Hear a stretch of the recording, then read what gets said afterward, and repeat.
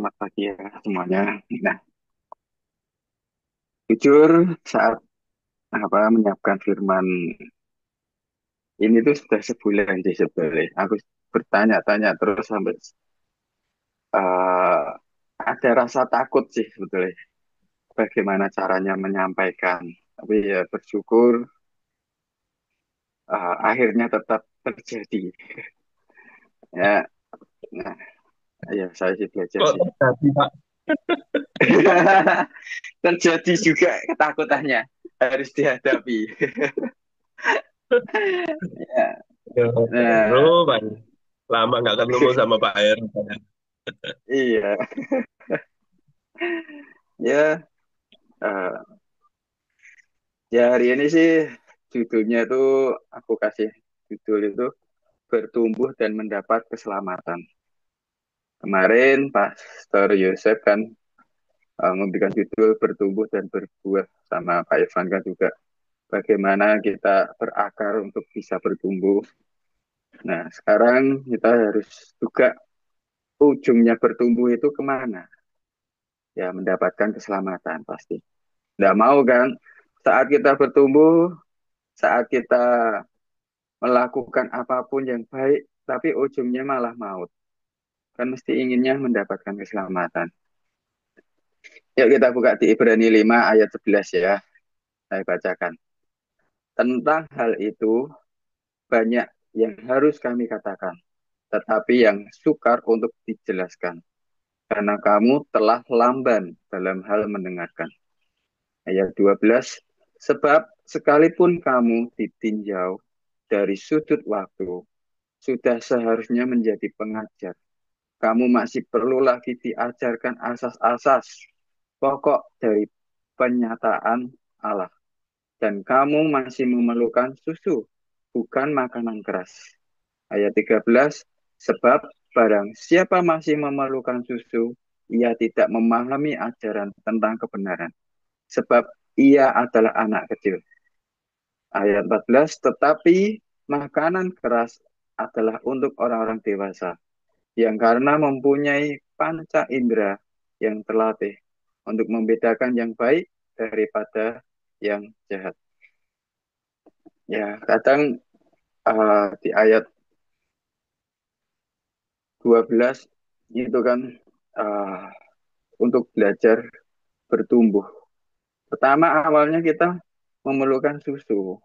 Saat bayi kita memerlukan susu dan ingin bertumbuh, ya kita tetap belajar makan bubur. Sama saya itu merasakan sepanjang aku ingat masa-masa pelatihan dari gereja itu saat minum susu hanya jadi jemaat. Terus saya masuk dalam komsel, masuk di dalam komsel pasti ada waktunya untuk menjadi wakil komsel. Ditunjuk menjadi wakil komsel, ya pasti akan naik lagi jadi ketua komsel dan ketua rayon, ketua wilayah itu pasti. Tapi di saat uh, kemarin sih saya didoain jadi wakil komsel kemarin Jumat itu merasakan apa layak sih, apa bisa aku kan saat dituju itu saya bertanya-tanya Tuhan apa bisa karena aku merasakan diri saya ini masih seperti anak-anak belum menjadi dewasa. Kadang dewasa kadang anak-anak menikmati keduanya ini merasakan sikap saya itu anak-anak. Sikap saya kadang dewasa itu saat kumpul sama orang-orang dewasa mau mendengarkan. Saat mendengarkan jadi dewasa, kita ikut dewasa. Tapi saat ada tergolong anak-anak, saya juga ikut anak-anak. Karena terbawa arus yang ada di lingkungan.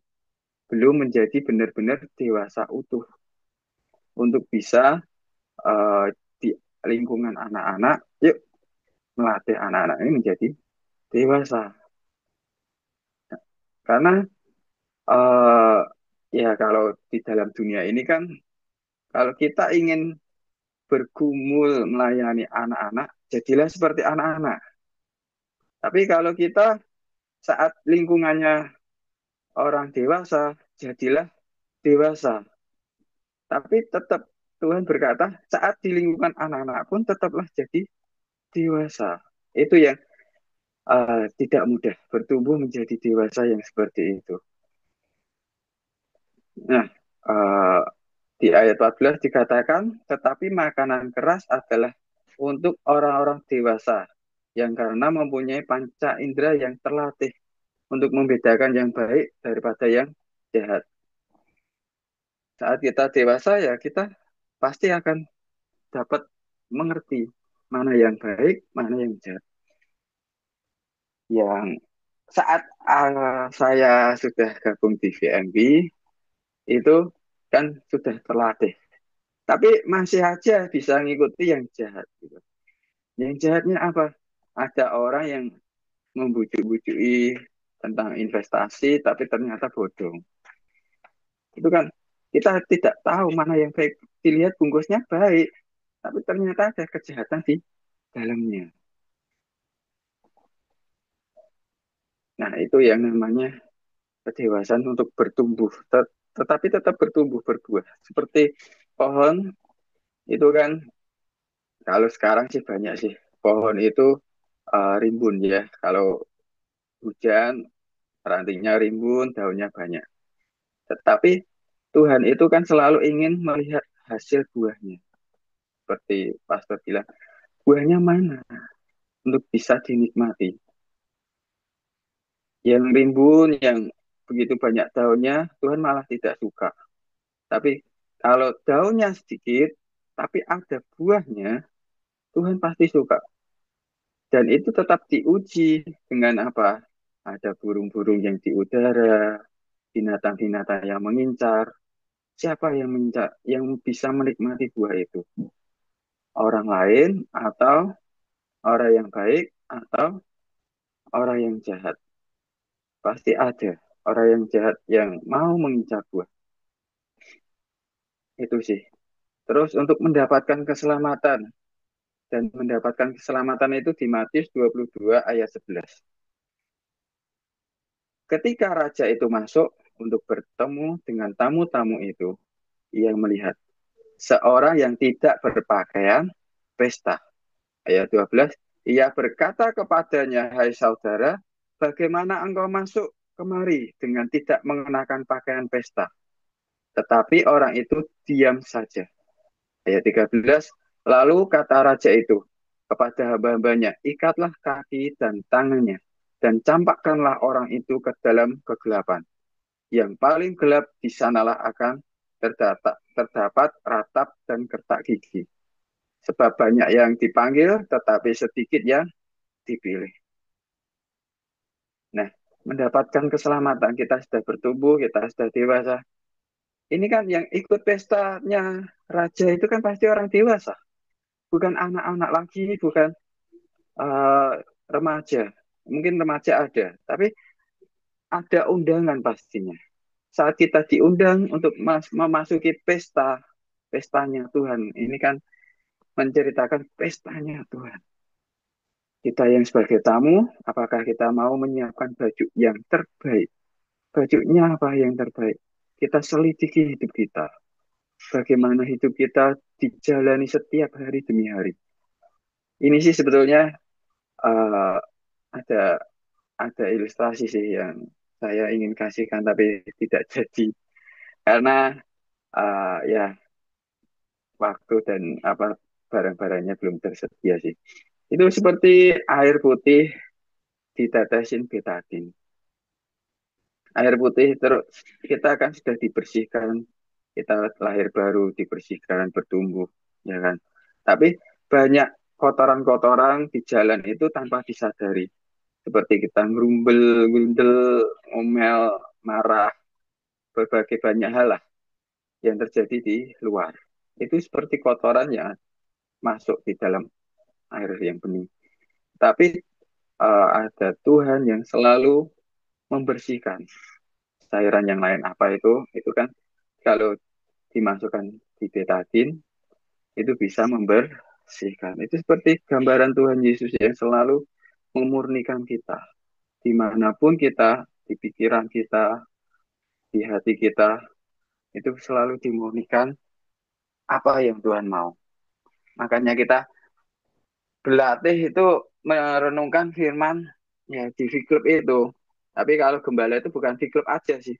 Pasti harus setiap hari itu, nggak tahu berapa pasal itu. Pak Ferry yang paham lah. Ya itu sih. Untuk bisa membersihkan hidup kita kembali. Berapa pasal, berapa ayat. Tapi tetap kita ingat, kita pasti ada kejatuhan-kejatuhan yang kotor-kotor itu harus dibersihkan menjadi bersih dan layak untuk disambut masuk dalam pestanya Tuhan. Itu aja sih teman-teman. Ada yang dapat sesuatu.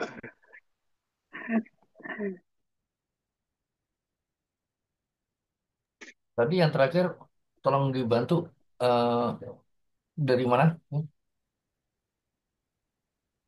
Dari Matius pasal 22 ayat 11. Matius ya. Ya, Oh, sebentar. untuk Matius kita harus berpakaian pesta. 22 ayat 11. 2 ayat 11 ya. 22 ayat 11 ya. Ya, oke. Eh, udah cukup, masih masih banyak nih. Tembak. Waktunya masih lama nih. Artinya masih lama ya. Ya, mau dilanjut silakan. Ya sih, apa kalau kehidupan saya untuk bertumbuh itu kan ya banyak sih yang tahu ada hasilnya buah. Tapi eh, ternyata tumbuhan yang di dalamnya itu, pohonnya itu harus dibersihkan juga. Karena banyak sih dengan segala problem yang dalam keluarga saya, saudara saya, bahkan ibu saya itu merasakan apa bahwa anak-anaknya tuh seolah-olah tidak peduli, tapi padahal peduli. Itu sih. Jadi ya tetap mengasihi keluarga, saudara, tapi orang lain menikmati juga nggak menikmati. Tapi jangan lupa harus yang menikmati utama itu kan keluarga, bukan orang lain. Kalau saya sih seringnya orang lain ya tetap bagaimana bisa menikmati. Saya beri support, saya kasih apapun lah untuk bisa bertumbuh. Seperti teman saya kemarin Mas Adi itu, bagaimana bisa bertumbuh, ayo bertumbuh. Ayo bisa dibersihkan yang kotor itu dibersihkan lagi, kembalikan lagi. Tapi semuanya itu untuk yang keluarga menjadi terabaikan. Jadi ya kita menghasilkan berbuah untuk orang lain, tapi juga jangan lupa berbuah untuk keluarga sendiri juga. Kita juga harus memberikan yang di sekitar kita yang lebih dekat dulu, baru orang lain. Untuk mendapatkan keselamatan ya memang sih harus disegarkan kembali pikiran-pikiran yang istilahnya tegar tengkuk sih. Banyak sih uh, hidup ini kan untuk bersih tegang tengkuk itu kan ada dalam pekerjaan saat saya dalam pekerjaan pimpinan uh, apa memberitahu hal-hal ini harus begini harus begini tapi seringnya saya itu ngeyel ngeyel itu yang utama ada ngeyel dalam hati juga ngeyel dalam berkata-kata ini tidak bisa seperti ini karena rumusnya yang pimpinan kasih itu kebanyakan manual bukan manual itu kan kebanyakan kalau kolomnya salah setnya salah hasilnya juga salah tapi tetap mengeyel terus jadinya ya berdebat tapi berdebat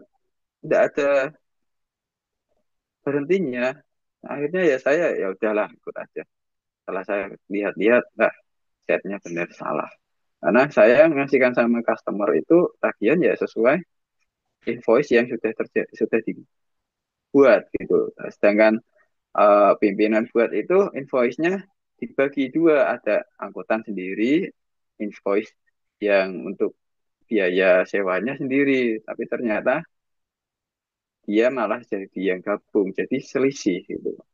Tapi tidak ada eh, selesainya kalau berdebat seperti itu.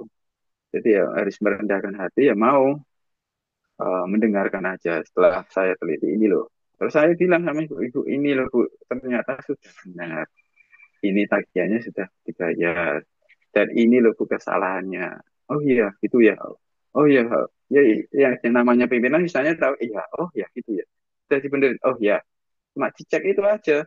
Padahal dia yang buat sendiri nggak mau diperbaiki sendiri gitu. Tapi orang lain yang suruh memperbaiki. Padahal kesalahannya pada dirinya sendiri. Ya, itu sih. Ya, eh, terima kasih. Waduh, ini banyak senior di sini, semua senior semua ya. Saya paling junior di sini. Mungkin saya duluan deh sebentar ya. Jadi saya udah rangkum ya tadi eh, dari apa yang disampaikan si Heru ya. Mungkin minta hikmat yang lebih nanti dari Pak Ferry, Pak Yos, Pak Sur ini, Pak Abraham dan teman-teman yang lebih ini ya. Yang pertama kan tadi ya, jadi kita kalau bertumbuh tergantung lingkungan, ya betul gitu loh. Kita mungkin di bertumbuh di lingkungan preman, mungkin jadi preman, di lingkungan jadi rohani gitu kan ya. Cuman gitu kan ya, ya ada cumanya. Itu kan tergantung dari pribadi kita sendiri juga ya. Jadi kan walaupun di kumpulan anak-anak, tetap harus menjadi orang dewasa. Ya, jadi kan begitu ya. Jadi ya walaupun kita kita harus menjaga diri kita, ya bagaimana kalau kita jadi anak-anak, berarti tetap kita harus menjadi lebih dewasa daripada mereka. Itu bagus ya. Itu yang saya tangkap dari si Heru ya. Terus ya tadi kita jangan sampai menjadi pohon yang rimbun tapi nggak ada buahnya. Tapi itu nggak ada gunanya. Tadi kan mungkin kalau ilustrasinya ya kita banyak banyak banyak banyak bertumbuh banyak banyak ini ke rohani tapi kosong nggak ada isinya di apa eh, ininya kita juga kerjanya juga nggak benar gitu umpamanya apa namanya mungkin sifat kita nggak benar gitu. Tapi cuma kita hanya di luar kita bagus gitu kan, namun di dalamnya kita kosong gitu. Terus ya tadi terima kasih sih ini mungkin banyak sekali yang saya dapat dari Syahrul ya, yaitu memang harus belajar terus ya, belajar terus, belajar terus, belajar terus, menjadi jangan sampai menjadi orang bebal dan orang fasik gitu ya. Jadi kita harus belajar, jangan sampai kita menjadi tegak tengkuk, terus jadi yang menjadi bebal dan ini, ya itu terima kasih ya. Tadi yang masalah air putih itu juga, jadi air putih itu sebenarnya nanti juga pasti akan tercemar gitu, yaitu tadi. Terus mungkin kita harus ada Tuhan yang memurnikan kita kembali dari dosa-dosa kita, yaitu dengan contoh ya kita disiramin terus kan ya, disiramin terus dengan Pak ini yaitu Pak Surya sudah apa mengingatkan saya terus kan Pak, ayo Pak jangan lupa kita baca kitab itu harus semuanya itu gitu kan. Jadi mungkin dengan baca kitab itu kita merenungi, mungkin dengan book club gitu kan ya, itu eh, bisa menumbuhkan iman kita juga kan dan kita bisa istilahnya jangan sampai air putih yang kotor itu menjadi kotor terus. Jadi kita tiap hari harus disirami biar jadi eh, dosa kita bisa dihilangkan melalui Fit Club itu melalui kita merenungkan firman ya itu sih mungkin ini mungkin Pak Surya sama Pak Ferry mungkin udah sering dengar ini ya jadi saya punya masukan yang saya punya itu udah bagus ya itu ada istilah tuh gini ujian itu menimbulkan ketekunan gitu loh jadi dan ketekunan itu menimbulkan kekuatan kekuatan itu menimbulkan harapan gitu harapan itu akan menjadi nyata kalau dengan iman dan ikut Tuhan dengan sesungguh-sungguh gitu nah itu emang jadi intinya adalah kita mendapatkan dengan iman aja itu nggak mudah, harus ada step-stepnya. Ada ujiannya, menjadi tekun. Ya, nanti kalaupun udah tekun kita juga tadi misalnya melebar atau meletot, yaitu kalah. Terus harus kekuatan. Nah kekuatan kita harus jalankan menjadi harapan dan itu jadi saling bersinggungan. Nggak bisa dari ujian langsung ya, hasil nyata tuh nggak bisa karena tuh ada prosesnya gitu kan jadi orang kalau nyebut di orang kesan kalau nyebut kan ada proses gitu kan ya nah itu memang saya benar-benar gitu jadi kita harus menjaga jangan sampai kita jatuh dalam dosa itu sih ya terima kasih itu dari saya sih mungkin silakan mungkin dari senior senior dulu mungkin Pak Ferry bisa bantu memberikan eh, pencerahan. Nggak ada yang senior, Pak Lukas. Kita semua bertumbuh. Seniornya ini apa? Umur saya ya yang paling tua ya. Ya, puji Tuhan ya Pak Heru. Pertama kali dulu bergabung, saya melihat Pak Heru desperate ya. Modelnya putus asa gitu. Hari ini mukanya udah bulat, udah bersinar ya. Puji Tuhan, backgroundnya udah nggak merah kayak dulu Pak Heru. Kelihatan surem gitu ya. Hari ini backgroundnya putih. Ya, belajar menyampaikan firman Tuhan itu bagus Pak Heru. Karena menyampaikan firman Tuhan itu, firman yang disampaikan untuk orang lain dan untuk diri sendiri. Firman itu seperti pedang bermata dua. Ya. Untuk yang mendengarkan juga untuk kita yang menyampaikan gitu ya. Nah, untuk firman Tuhan pagi ini tentang bertumbuh, firman yang luar biasa ya.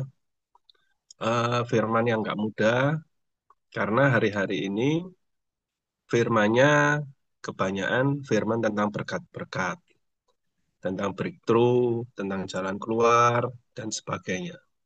Tentang pertumbuhan kerohanian, ya jujur saya jarang mendengar karena nggak firman yang favorit gitu loh. Ya. Tetapi inilah yang diinginkan oleh Tuhan Yesus sebagai Bapa kita. Bagaimana anak Pak Lukas, mungkin anaknya Pak Hoki, anak Pak Irfan ya, anak saya sendiri. Setelah kita pelihara bertahun-tahun sampai umur 20, 25, tapi nggak bertumbuh. Ya, ya maaf bicara, masih bego gitu. Kita ajak ngobrol, hoha hoho, ngiler, ya, nggak bertumbuh. Tentu kita sebagai bapak kita kecewa.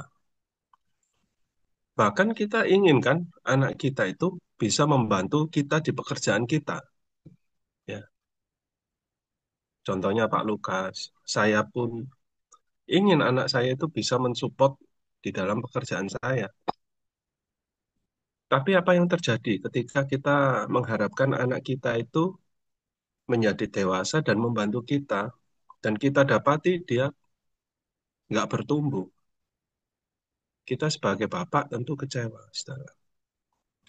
Nah, bayangkan hati Bapa di surga ketika kita terus jatuh bangun dalam dosa. Iman kerohanian kita nggak bertumbuh. Diberkati, bersyukur, puji Tuhan, haleluya. Pada saat nggak diberkati, bersungut-sungut. Tentu Bapa di surga hatinya pasti akan sedih. Ya. Karena dia melihat kita nggak bertumbuh, saudara.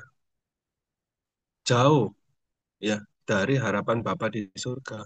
Memenangkan jiwa, memberitakan Injil sampai ke seluruh pelosok ya.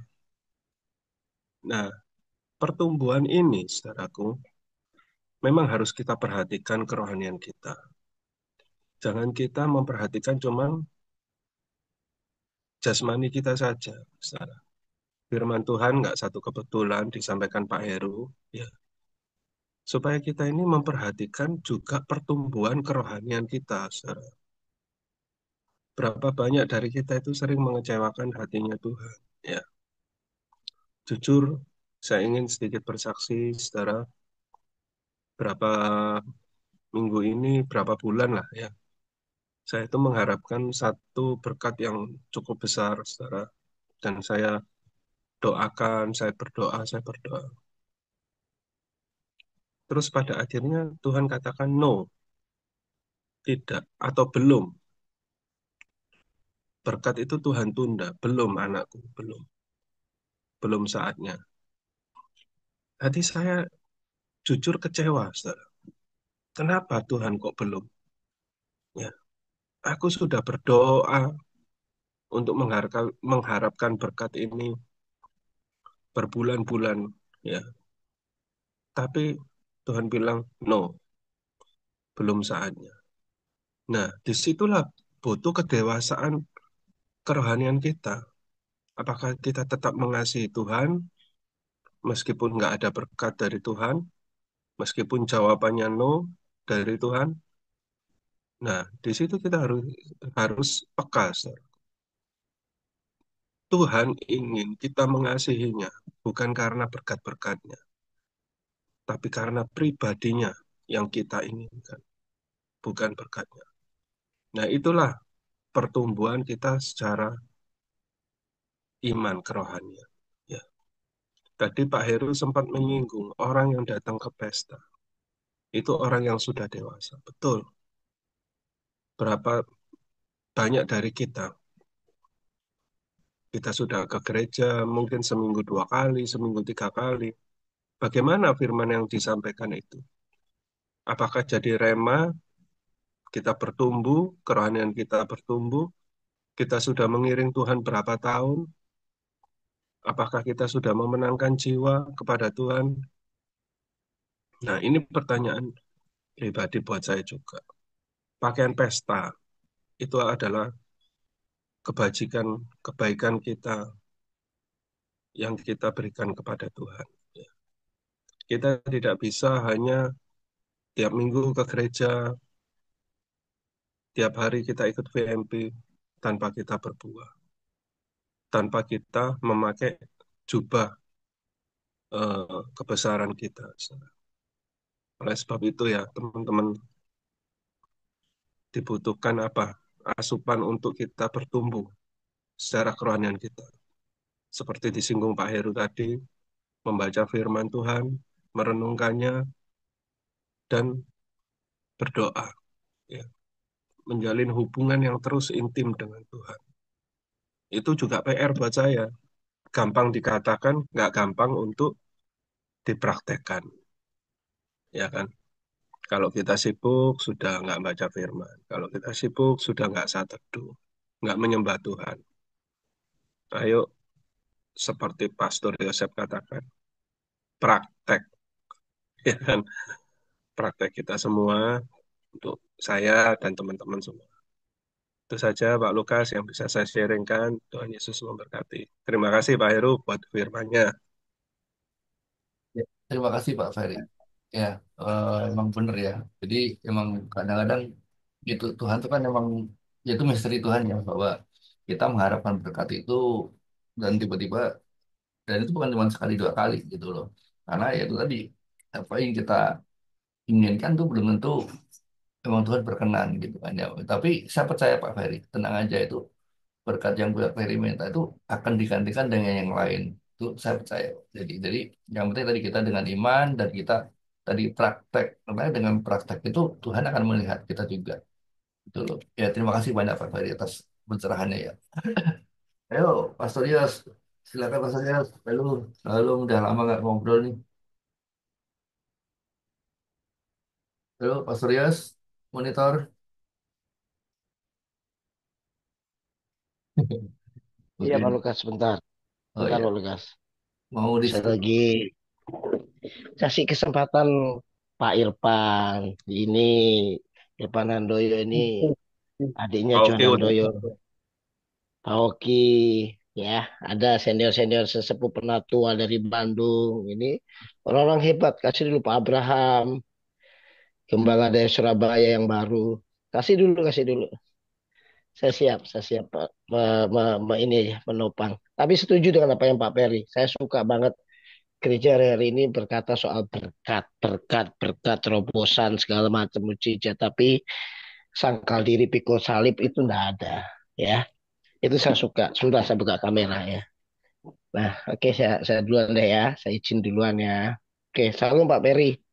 Salam Pak Irfan, Pak Heru, Pak Oki, Pak Abraham, Pak Randy, dan Pak Lukas. Ya, saya pribadi nggak full tadi nangkep mendengar Mas Heru ya. Tetapi saya coba untuk mengkonfirmasi bahwa pertumbuhan iman seseorang itu cuma satu kuncinya di dalam kekristenan.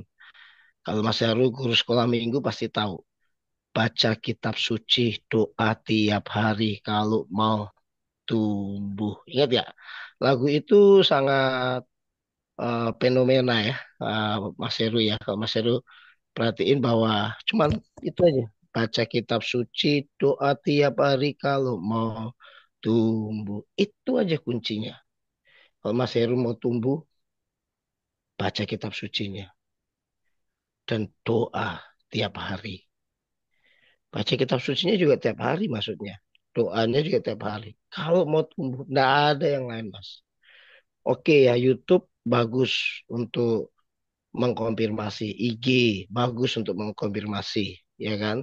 Semuanya bagus, tetapi kehidupan pribadi kita dengan Tuhan, pembacaan Alkitab kita, doa kita, itu nentuin, Mas. Itu menentukan sekali. Jadi kalau, sorry ya, eh, kita ikut Zoom, PMP pun itu bagus. Kita ikut BR, diskusi kayak gini bagus. Mesbah keluarga atau mesbah doa gini, bagus. Bagus ya, itu benar-benar bagus. Tetapi lebih bagus lagi punya kehidupan pribadi dengan Tuhan, Mas. Nah, caranya apa? Punya lagu itu yang terkenal itu terhubung, terkoneksi sama Tuhan. Cuma satu. Waktu kita doa, kita ngomong sama Tuhan. Waktu kita baca Alkitab, Tuhan ngomong sama kita. Nah, telepon-teleponan sama Tuhan ya itu. Di Yeremia 3:3. Berserulah kepadaku, maka aku mendengar, menjawab, memberitahu. Saya lagi mau praktek cuma ini mas. Doa dan baca kitab. Wis gak ada rumus yang lain. Menurut saya ya. Menurut saya sebagai hamba Tuhan. Nggak ada itu gini. Kita ke gua doa di Semarang. Misalkan. Di Ungaran. Misalkan. Kan mas Heru dekat dekat Ungaran tuh. Saya mau nyepi. Mau puasa. Mau doa puasa di Ungaran. Tok misalkan. Habis itu ya enggak. Enggak ada lagi kelanjutannya. Tapi sesibuk-sibuknya Pak Lukas, sesibuk-sibuknya Pak Hoki, sesibuk-sibuknya Pak Abraham, Pak Peri, Pak Irfan, sesibuk-sibuknya Bro Randy pelayanan. Ya, tapi nyempatin waktu buat piklub. Mas Heru ikut piklub nggak ya Mas Heru? Saya pengen nanya. Masih ikut piklub nggak? Saya tanya nih, jujur nih Mas Heru. Eh? Barusan ikut Barusan ikut? rombongan Baru join lagi? Baru join ulang lagi? lagi ya, ulang lagi. Nggak apa-apa. Nggak apa-apa. Itu waktu saya pertama kali ngelayani Pak Lukas. Bimbing Pak Lukas, tanya Pak Lukas. Yang saya tanya, Pak, yang saya arahkan baca Alkitab. Seingat saya itu aja. Karena apa? Pertumbuhan iman Pak Lukas nggak ditentukan oleh khotbah-khotbah orang lain sebetulnya. Bolehkah nonton YouTube? Boleh banget. Boleh nggak ikut PMP? Boleh banget. Punya komunitas yang begini? Boleh banget. Tapi pertumbuhannya Pak Lukas, Mas Heru, saya sendiri, saya akan tutup dengan kesaksian nanti Anda akan kaget. Itu hanya dengan pembacaan Alkitab Anda tiap hari. Dan dengan doa kita tiap hari. Itu saya mau bilang mas ke Pak Irfan ya, Pak Irfan. Orang mau ngomong apa aja tentang kita, tentang masa lalu kita, tentang diri kita sampai hari ini. Tapi kita ini siapa? Apa kata Tuhan? Kita ini siapa? Apa kata Allah sama kita? Dan kita bisa dengar suara Tuhan ke kita gimana cara? Baca Alkitab. Enggak ada yang lain. Mau Mas Heru dicibir, dinyinyir, dienyek, mau nggak ada yang mandang, di lookdown, dia masih pandang sebelah mata. Terserah mas. Yang penting Mas Heru waktu baca Alkitab Tuhan ngomong apa? Tuhan berkata gini, kamu akan naik di kepala dan tidak turun jadi ekor. Keren nggak? Keren Mas Heru bangkit. Ketika Mas Heru lagi sendirian gini, Tuhan ngomong gini, aku menyertai engkau sampai kesudahan akhir zaman. Keren nggak? Keren banget.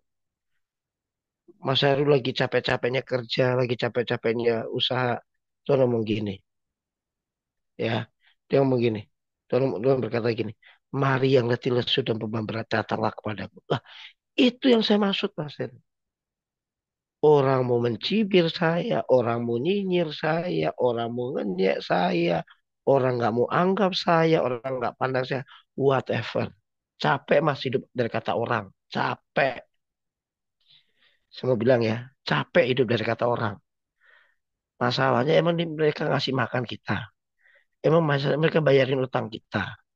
Emang masalahnya mereka menyelesaikan masalah kita. Kagak. Yang ada pinter komen doang, menghakimi doang. Yang ada cuma menghujat. Tapi kalau Tuhan, Mas baca Alkitab, firman Allah yang nguatin, yang bangkitin, yang neguhin, yang ngajar, yang didik. Nah itu lebih penting daripada yang lainnya.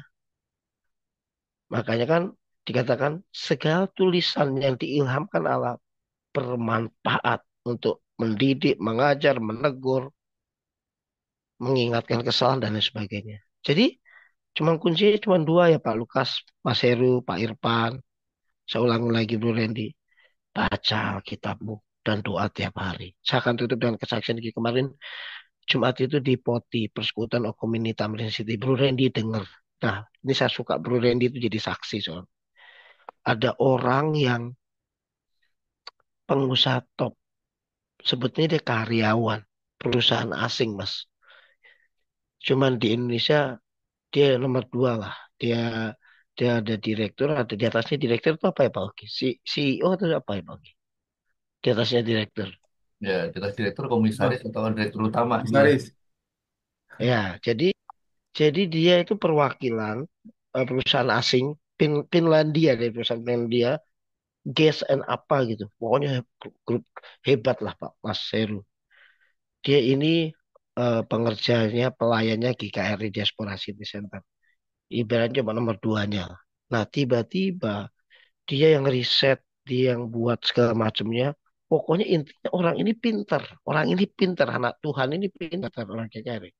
Cuman waktu dia mau maju, bosnya itu licik. Bosnya itu lihat. Supaya dapat promosi dan supaya dia yang diangkat untuk perwakilan Indonesia dan Asia. Orang kedua ini, orang GKRI kedua ini dikerjain. Dikerjain. Dicurangin. Jadi waktu CEO-nya atau orangnya dari komisaris atau dari ownernya mau datang dari Finlandia untuk presentasi, untuk uji coba, untuk itu malah ini dikirim ke luar negeri, dikirim ke Eropa, dikirim ke Inggris, supaya nggak ketemu ternyata Pak Oki. Bayangin. Jadi waktu CEO-nya datang, dia tanya gini, itu yang Pak Mangara tuh mana? Kok nggak ada dia? Oh lagi di Eropa. Dia bingung. Lah, bukankah dia timnya kita yang harusnya presentasi, yang harusnya ada? Kok malah ditaruh di luar negeri? Tahu nggak apa yang Mas Yuri dia lakukan? Dia itu dengar dari teman-temannya. Lu dicariin sebelumnya. Ternyata Mas Heru Pak Irfan. Yang luar biasa CEO-nya ngomong begini. Ini untuk trial, untuk uji coba. Jadi, jadi saya nggak bisa putuskan sekarang. Ini untuk uji coba. Wih, bayangin ternyata nggak keputusannya finalnya nggak di hari itu. Karena apa nggak lengkap menurut mereka. Udah deh ini dianggap trial. Aku akan balik lagi ke Indonesia. Dan kesempatan itu membuka Pak Mangara begini. Gila ya gue dicurangin ya. Ibaratnya gitu ya. Yang dilakukan apa? Dia tiap kali ke kantor. Dia nggak ngapa-ngapain dulu Pak Irfan. Ini yang saya mau bilang sama Pak Irfan. Saya juga mau lakukan. Tiap kali ke kantor dia duduk di mejanya. Dia baca raja-raja.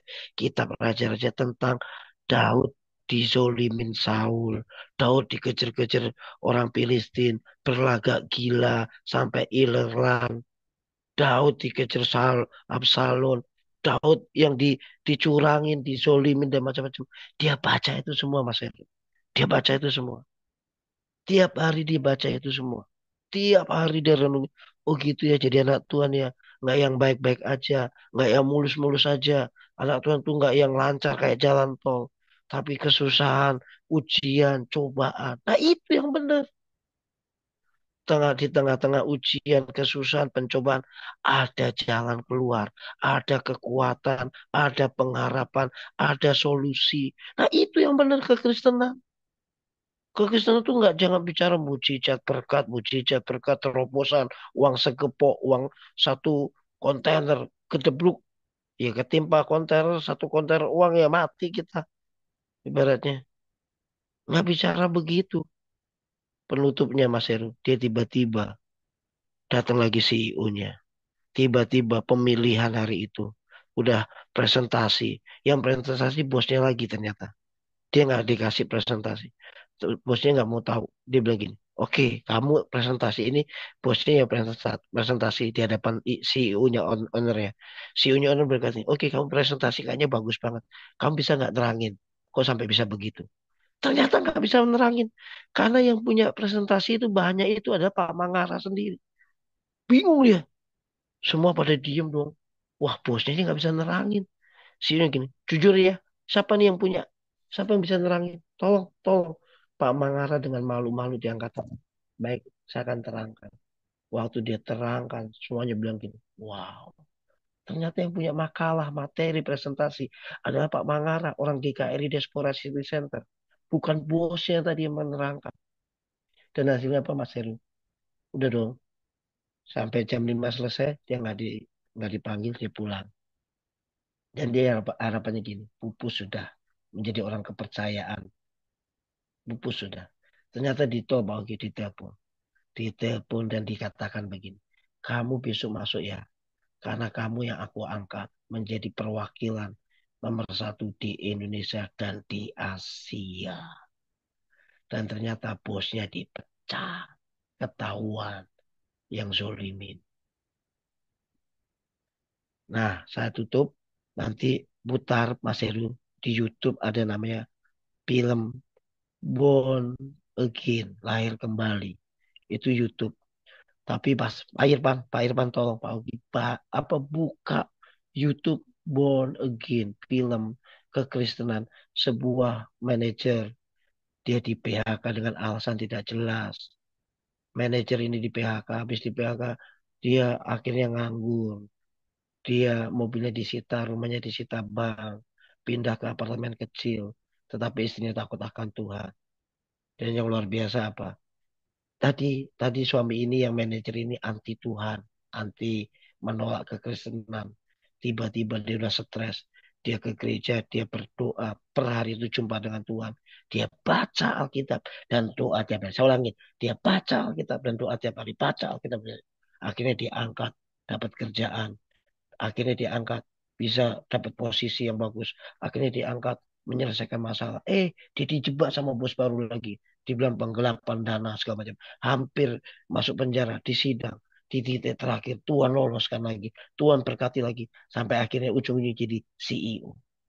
Oh, itu film bagus. Yang nemuin istri saya. Itu bagus banget. Sampai saya bilang ke istri, itu yang harusnya lu tonton. Gue bilang. Itu kita, cerminan kita. Orang Kristen itu nggak lepas dari masalah demi masalah, Mas Heru. Nggak lepas dari pergumulan demi pergumulan. Jangan nonton kekristenan gitu. Berkat mujizat.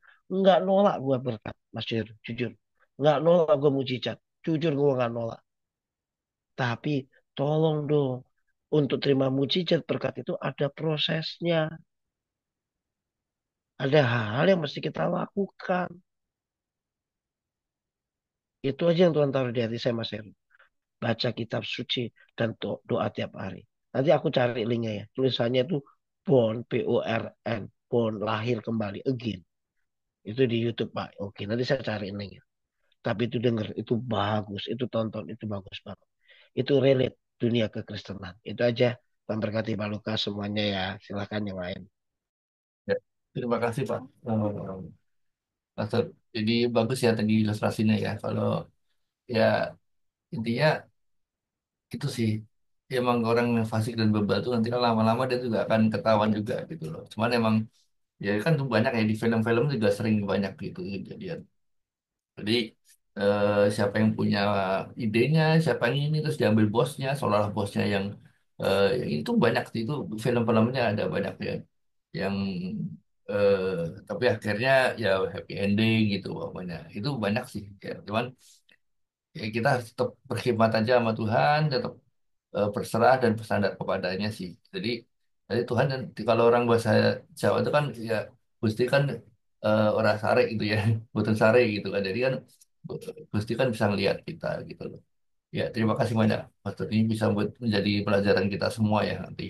Boleh nih di YouTube kan nanti kita sharing ke teman-teman. Ya, Pak Abraham tadi udah open cam, bisa Pak Abraham?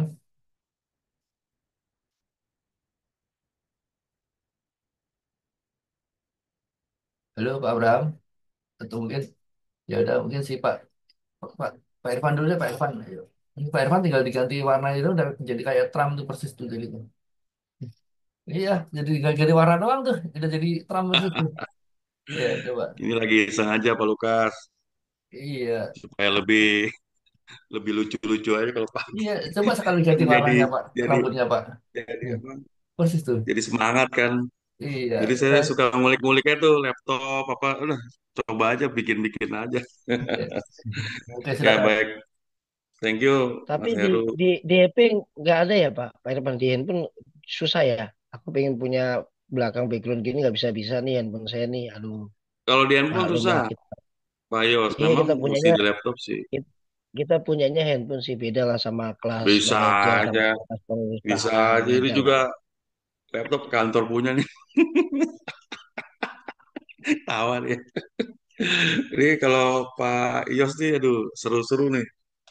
Ceritanya nih banyak yang aktual ya, apalagi dia di lingkungan bisnis ya, lingkungan orang-orang pengusaha, orang kerja.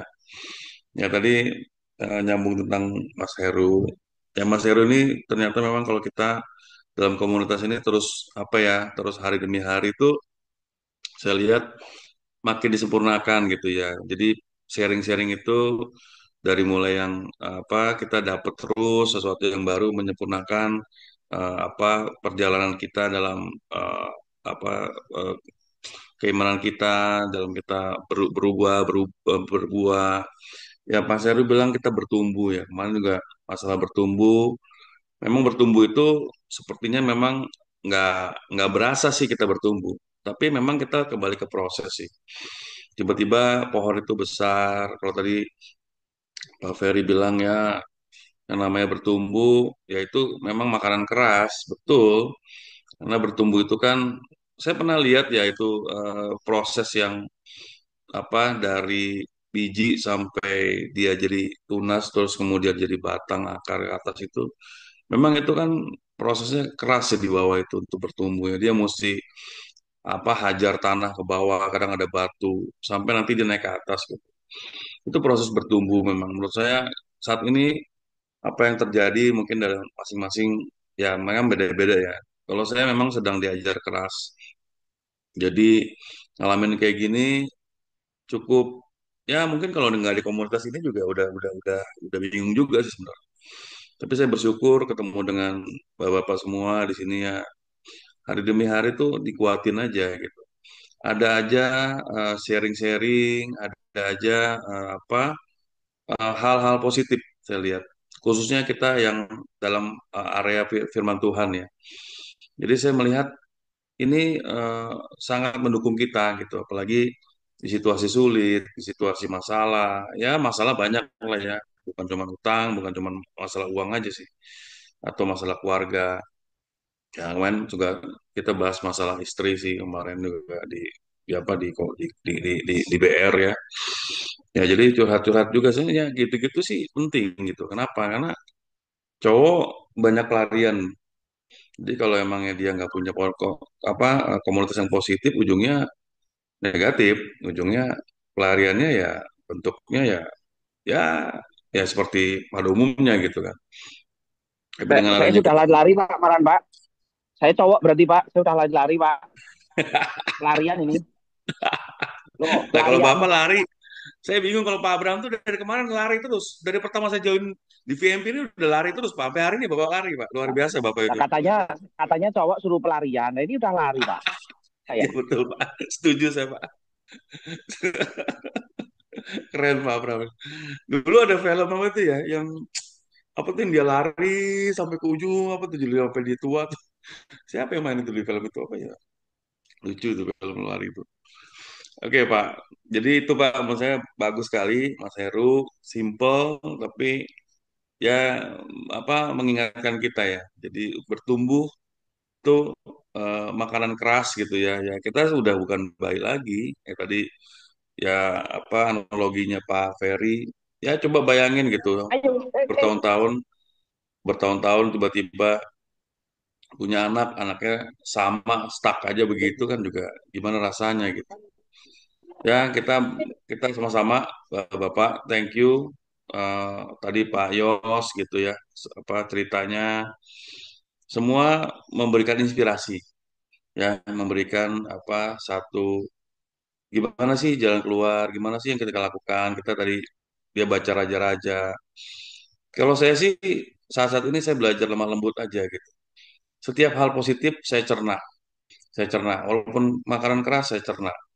Ya pagi-pagi ngantuk ikut PMP emang jangan pikir kita nggak bukan manusia nih. Apa kita manusia gitu, capek, daging capek gitu ya. Kayak hari Minggu ini ya saya malam pulang ya jam 1 jam 2 biasa lah ya akhir bulan. Ya tanya Randy itu, Randy kemarin kita ketemu jam berapa nih? Jadi ya pagi-pagi ya kita harus kembali lagi. Itu komitmen. Semoga terus semangat di tengah badai kita, di tengah masalah, bahkan kita bisa jadi orang yang pulih benar-benar, bahkan sampai benar-benar memulihkan orang lain juga. Tuhan berkati semua. Terima kasih. Lanjut Pak Luka. Ya, terima kasih Pak. Mungkin saya mau kasih Ya, ilustrasi ya. izin saya Pak. Ya, silakan Pak Abraham. Oh, mohon maaf. Biar nggak kepotong lari. Sorry. Ya, kalau tadi dengerin Pak Heru ya mengenai eh tadi ya analogi mengenai yang air yang ditetes-tetes itu ya Pak Heru ya tadi ya analoginya ya yang terpengaruh. Jadi eh lebih ke bagaimana kita hidup benar, kita hidup sesuai dengan firman, sampai ujung-ujung kita membaca Alkitab dan lain sebagainya. eh Ya, kita harus hidup terus serupa dengan Tuhan. Yang jelas sekarang ini saya punya pikiran saya sekarang ini bagaimana dengan situasi dan kondisi ini saya tidak mem-PHK karyawan saya menghidupi karyawan. Jadi saya belajar untuk punya ladang taburan terkhususnya untuk karyawan inti saya, selain dari keluarga saya. Tadi Pak Heru mengatakan bahwa yang dinikmati adalah keluarga kan begitu. Nah, eh, karyawan pun itu juga bagian dari keluarga saya. Bagaimana saya eh, mencoba menghidupi dia. Kita tahu saat ini kondisi ya seperti inilah, bersyukur diimani ya. Tetapi bagaimana dengan situasi seperti ini ada suatu kesukacita, ada suatu kesenangan, ada suatu kedamaian, ada suatu kebahagiaan bagaimana kita bisa menghidupi karyawan-karyawan saya, sopir-sopir, mekanik, karyawan dan lain sebagainya, pengatur, pengawas, itu kita hidupi bagaimana mereka tetap hidup. Lah ini ya seperti itu. Jadi bagaimana kita ini bukan bermanfaat bagi orang lain dengan bermanfaat bagi karyawan-karyawan saya seperti itu. Mereka yang ada kesulitan, kadang keuangan, anaknya masuk sekolah, ya kita bantu-bantu dikit-dikit lah. Seperti itu. Biar bukan cuma malah orang lain yang tidak kita kenal, tetapi lingkungan kita sendiri yang harus merasakan dampak dari kita. Seperti itu. Kalau perihal situasi dan kondisi, Pak Irfan sama sih sebetulnya mengalami semua. Beberapa tagihan-tagihan saya juga masih belum pada masuk. Kemudian ada pengurangan-pengurangan sehingga proporsi hutang harus saya percepat untuk pelunasan dan lain sebagainya. Sebenarnya bukan cuma orang di anak Tuhan, orang di dunia dan anak Tuhan juga mengalami yang sama. Yang perbedaan adalah penyertaan Tuhan aja. Tuhan pasti mampukan, Tuhan pasti sediakan. Demikian mungkin yang perlu saya sampaikan. Ya, terima kasih Pak Abraham. Ya, emang waduh ini bagus ya satu masukan buat saya ya. Ya kita, ya emang benar sih kita akan menabur tempat lain tuh bagus gitu kan. Cuman ya jangan lupakan di sekitar kita dulu ya. Ya itu bagus sih. Cuman ya kadang gitu ya. Kadang kita, kadang banyak sih kita sering di dekat kita aja kita nggak perhatiin, kita hanya merhatiin orang luar. Mungkin jauh jangan jauh-jauh kita nggak merhatiin anak, nggak merhatiin istri, nggak merhatiin orang tua, tapi sama orang lain kita perhatian gitu loh. Nah itu ya mungkin kejadian yang sering kelolosan buat kita. Ya terima kasih Pak untuk masukannya. Pak Randy ada lapornya mau mulai Pak Randy? Wah, jalan Pak, jalan. Oh, kirain mau jadi aja udah mau terbang dulu masalahnya. Ya udah, oke Pak. Pak Oki, mana nih Pak Oki? Lunak aja, ngelak dulu aja. Ya, Pak Oki, halo Pak Oki. Malah hilang dia. Oke, Ini ini gara-gara Randy ini semalam gue sampai lupa tugas nih bro, bro. Masya Allah. dia terbang duluan nih. Ya udah gini, mungkin saya mau nambahin, mungkin ini ya, ada mungkin teman-teman udah banyak yang dengar lah, mungkin apalagi Pak Surya ya coba. Ada analogi itu gini loh. Betul pohon kurma ya, gitu Pak Irfan. Jadi pohon kurma itu kan waktu ditanam itu dia harus tumbuh ke bawah dulu ya. Itu kalau saya nggak salah dengar kemarin di situ ya. Jadi dia sampai ditekan dulu sama batu malahan dibalik. Jadi kenapa begitu? Jadi dia tuh dipaksa untuk tumbuh ke bawah dulu gitu loh. Jadi pohon kurma itu dipaksa, jadi dia tumbuh dikasih biji, tapi dia nggak boleh keluar dulu. Dia makan jadi ditanamin batu agar akarnya itu bisa ke bawah dulu. Jadi dibalik, dia tumbuh ke bawah dulu, ditahan sama batu, baru kalau udah selesai dia baru boleh tumbuh. Nah itu analoginya bagus banget gitu loh. Jadi dia kuat di bawah dulu, baru nanti silakan baru dimenangin di atas. Itu benar-benar berat kan. Sebenarnya kita tumbuh, istilahnya kita diproses dulu sampai kita bisa-bisa, sampai kita ini dan setelah kita kuat, kita akan mendapatkan hasilnya. Itu analogi pohon kurma tuh begitu. Itu bagus sekali, Pak. Untuk ininya. Ya, eh, mana di Pak Hoki nih? Tinggal Pak Hoki doang yang belum ini. Coba kita kontak kalau nggak bisa ya udah. Pohon kurma itu pernah saya sharekan Pak Lukas Oh, khotbah di gereja di saya bahwa pohon kurma itu sengaja ditanam di bawah sekitar 1 sampai 2 meter di bawah tanah. Karena padang gurun itu kan ekstrim. Jadi kan ini di Timur Tengah. Rata-rata pohon kurma itu bijinya itu ditanam 1 meter Pak di bawah tanah sampai 2 meter. Bayangin, ditaruhnya begitu. Karena apa? Supaya dia berakar kuat, mencengkram ke bawah cari oasis. Oasis itu sumber mata air di padang gurun. Dan untuk cari itu kan jauh ke bawah bumi. Nah dia itu supaya nggak tumbuh ke atas Pak Irfan, dikasih batu. Udah ditanam sedalam-dalamnya semeter, semeter 2 meter, atasnya dikasih batu. Supaya dia nggak tumbuh ke atas dulu. Yang tumbuh itu akarnya.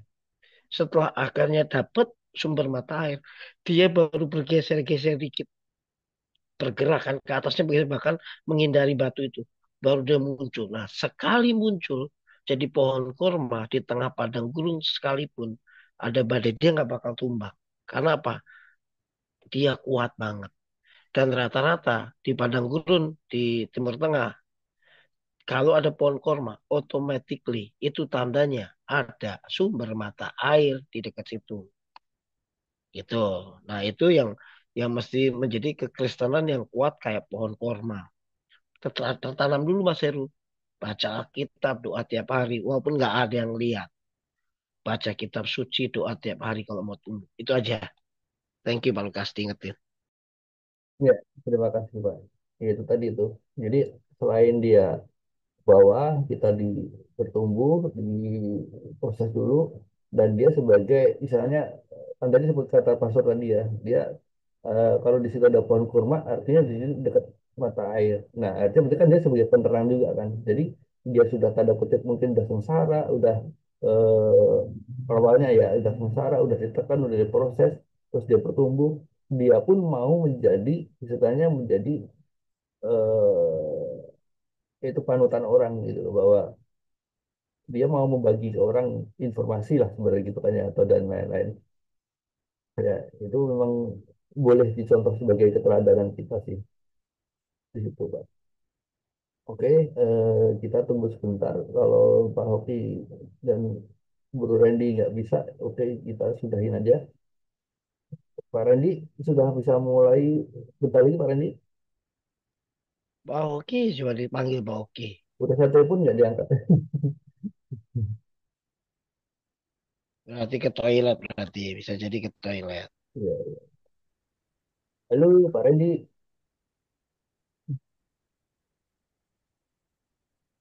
Pak Irfan gimana pulang jam berapa Pak Irfan? Ini, nah ini minta skip aja. Kemarin jam 11-an sih. Ini minta di skip aja ya. Oke, deh, oke. Ketemu Reni jam 11 kemarin. Capek kali dia. Coba ya.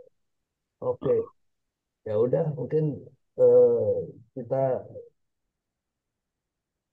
tunggu Pak Ki sebentar. Mungkin Pak Ki masih di ini ya. Ya udah 642. Oke, Pastor, tolong dibantu saya untuk menutup Pastor. Oke, oke. Baik, nggak ada nunggu ya. Kita doa ya sama-sama ya. Bapa di surga, Tuhan Yesus dan Roh Kudus, terima kasih buat Mesbah Harmoni Brotherhood, Mesbah doa kami pagi ini. Setiap hari Minggu, kami bersyukur buat orang-orang yang masih Tuhan izinkan gabung, setia. Buat Mas Heru yang sharing, buat Pak Lukas yang sebagai admin, Pak Hoki, Pak Irfan, Bro Randy, Pak Abraham, Pak Perry. Terima kasih Tuhan. Kami percaya tidak ada kebetulan pagi ini Tuhan ingatkan kami untuk pertumbuhan iman, kerohanian kami, ya kami mesti tertanam. Kami mesti diproses. Kami mesti bayar harga untuk baca firman-Mu, untuk doa. Dan kami bukan cuma pendengar, tapi pelaku-pelaku firman-Mu. Pastor Yosef berkata, kami mesti praktek dalam nama Yesus. Kami mesti praktek untuk melakukan kebenaran firman Tuhan.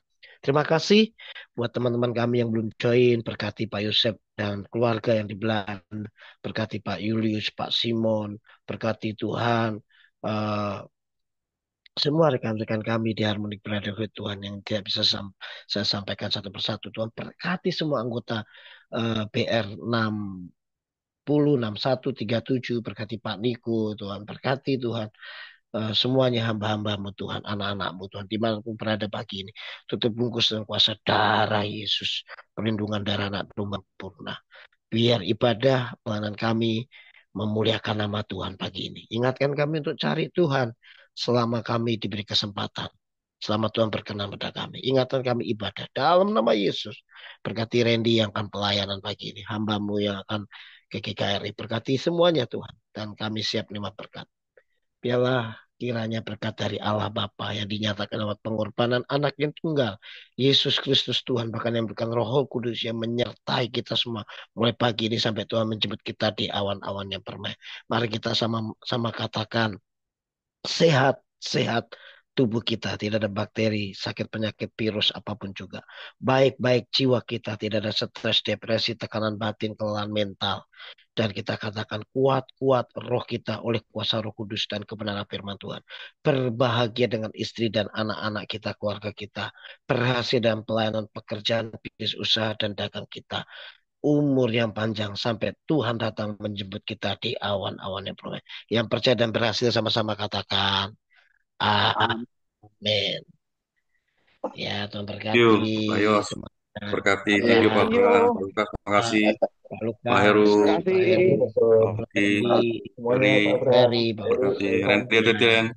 Ya, Berkati. ya.